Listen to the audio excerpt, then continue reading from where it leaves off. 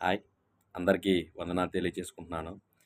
గత కొద్ది రోజుల నుంచి కూడా కోళ్లకు వ్యాధి సోకిందని, వైరస్ వచ్చి చాలా లక్షల కోళ్ళు కూడా చచ్చిపోయాయి, చచ్చిపోతున్నాయి అన్న వార్తను మనం విన్నాం. ఇప్పుడు ఈరోజైతే 2 న్యూస్‌లొచ్చినాయి. ఒకటేంటంటే మనిషికి బర్డ్ ఫ్లూ వచ్చిందని, మరలా అదే న్యూస్ ఛానెల్‌లో మనిషికి బర్డ్ ఫ్లూ సోకలేదని వైద్యులు ధృవీకరించారని చెప్పేసేసి విన్నాం. ఏది ఏమన్నా కానీ మనం చాలా జాగ్రత్తగా ఉండాలని కోరుకుంటున్నాను. ఎందుకంటే ఆపద వచ్చినప్పుడు ఏలియా అటువంటి గొప్ప ప్రవక్తే కొండ గుహల్లోకెళ్ళి ఉన్నాడు. ఎందుకున్నాడంటే దేవుడు చెప్పాడు, "వెళ్లి అక్కడ ఉండమని." ఆపద వచ్చింది.